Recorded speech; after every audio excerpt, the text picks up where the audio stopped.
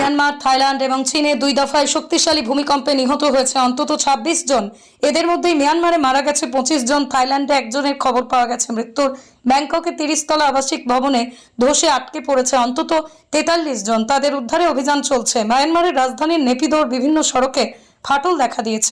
ক্ষতিগ্রস্ত হয়েছে বিভিন্ন ভবন। পরিস্থিতি বিবেচনায় মায়ানমার এবং ব্যাংককে জরুরি অবস্থা জারি করে সরকার রিক্টার স্কেলে এই কম্পনের মাত্রা ছিল 7.7।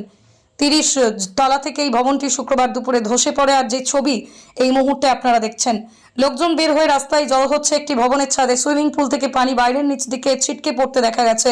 স্থানীয়রা জানিয়েছেন ভূমিকম্পের কারণে ভবনগুলো দুলতে শুরু করেছে। কয়েকটি ভবনের জানলাও ভেঙে পড়তে দেখা গেছে। মার্কিন ভূতাত্ত্বিক জরিপ সংস্থার তথ্য অনুযায়ী মায়ানমারের রাজধানী নাইপিদো থেকে ২৫০ কিলোমিটার দূরবর্তী সাগাং শহরের ১৬ থেকে ১৮ কিলোমিটার ভূ অভ্যন্তরে কম্পনের উৎপত্তি। প্রাকৃতিক এই দুর্যোগ মায়ানমারের সাগাইন সেতু ধসে পড়েছে। এছাড়াও মান্দালয়, নেপিদো, পিনমানা, আংবান ইনলে অঞ্চলে বেশ কয়েকটি ভবন ভেঙে পড়েছে। ইয়াং মান্দালয় এক্সপ্রেসওয়ের উপর অবস্থিত একটি সেতুও ভেঙে পড়েছে।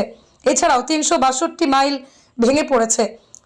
এদিকে চীনের ভূমিকম্প নেটওয়ার্ক সেন্টার জানিয়েছে দেশটির ইউনানের কম্পন অনুভূত রয়েছে মাত্রা 7.9। তবে ভূমিকম্পের ফলে দেশটিতে কোনো ক্ষয়ক্ষতির খবর পাওয়া যায়নি এই মুহূর্তে, যা জানা যাচ্ছে।